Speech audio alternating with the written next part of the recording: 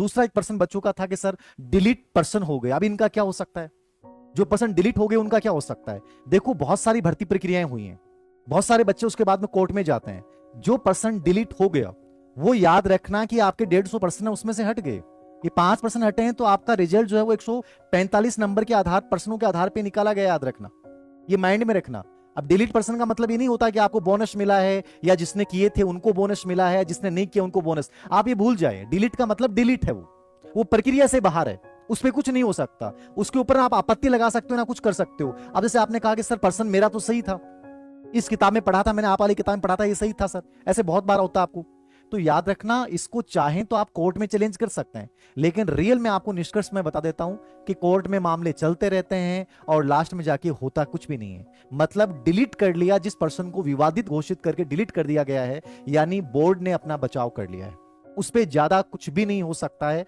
तो जिन बच्चों के पर्सन 5 में से 6 में डिलीट हो चुके हैं वो आप तनाव नहीं ले, याद रखना।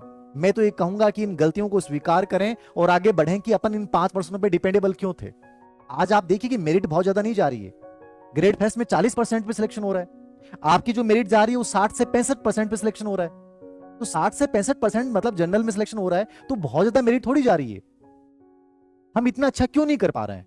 हम डिवाइडेड हैं, 50 यूट्यूब चैनल देखते हैं, 50 ग्रुप्स में जुड़े हुए हैं, 50 जगह मुंह मारते हैं, 50 किताबें पढ़ते हैं, 50 ऑनलाइन कोर्स ले रखे हैं। जो बच्चा इतना डिवाइडेड होगा, याद रखना, बेटर नहीं कर पाएगा। 60 से 70% नंबर लाना आसान प्रक्रिया, मैं फिर कह रहा हूं। खूब भर्तियां आ रही हैं, दिनेश सेवा चयन बोर्ड की भर्तियां आ रही हैं, लेवल फर्स्ट वाले बच्चे वहां करें, सीटी कर रखा है। सेंटर की भर्तियां, एसएससी जैसी भर्तियां हैं जो साल में 1 या 2 बार जरूर आती है, वहां ट्राई करें। बट अपने आप को रोके नहीं, यदि आपने बीए कर रखा है तो आप आरएस प्रशासनिक सेवा में की प्रिपरेशन करें।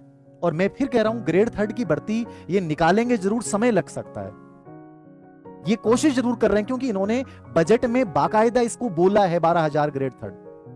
तो ये कुछ तो करेंगे यार, नहीं करेंगे तो चुनाव में किस मुंह से जाएंगे? तो उम्मीद करें, बिना समय गंवाए आपको मेरे अकॉर्डिंग शुरू कर देना चाहिए। डिलीट पर्सनों का मैंने बता दिया, ज्यादा इनका कुछ नहीं हो सकता, आप कोर्ट में चक्कर लगाते रहो, बाकी होना कुछ नहीं है। मेरी राय है कि यदि आपका इसमें नहीं आया है तो बेटर है कि एक नए सिरे से कड़ी मेहनत के साथ एक सही दिशा में मेहनत करें। कोई कोचिंग करने की जरूरत नहीं है, कोई आपको कोर्स लेने की जरूरत भी नहीं है, कहीं आपको समय खराब करने की जरूरत भी नहीं है। और याद रखना, फ्री कुछ होता ही नहीं है इस धरती पे। हर इंसान अपना फायदा, मैं भी अपना फायदा देख रहा हूं, मैं अपने स्टेटस लगाता हूं, मैं कहता हूं मेरे इतने बच्चे सिलेक्ट हुए हैं, तो मैं अपना फायदा प्रचार कर रहा हूं, कोई अपना प्रचार कर रहा है, सब अपना अपना देखेंगे। याद रखना, आपको भी अपना देखना है कि आपके लिए बेटर क्या हो सकता है। और आपके लिए सबसे बेटर ये कि जिम्मेदारी के साथ और सेल्फ स्टडी के साथ, बेहतर रणनीति के साथ यदि आप समर्थ हैं तो आप भले ही कोई कोचिंग करें, कोर्स लें। बाकी मैं ये कहूंगा जो समर्थ नहीं है वो बच्चा चाहे पार्ट टाइम जॉब करे, उसको आगे बढ़ना चाहिए, बिना दबाव झेले। याद रखना, क्योंकि लंबा दबाव नहीं झेल सकते आप कि सर जरूरी है, हालात खराब हैं, पार्ट टाइम जॉब कर लो, कोई फर्क नहीं पड़ता है। बहुत सारे लोग जॉब के साथ सिलेक्शन ले रहे हैं, यूपीएससी में लगभग बच्चे वो सिलेक्ट होते हैं जो जॉब कर रहे होते हैं। तो क्या फर्क पड़ता है? इतनी बड़ी भर्ती है, वहां जब ऐसा हो रहा है तो हम क्यों नहीं कर सकते? तो आपको करना, याद रखना। तो ये 3 सवाल बड़े थे, अब आपका कोई सवाल हो तो बता दीजिए, मैं बता दूंगा।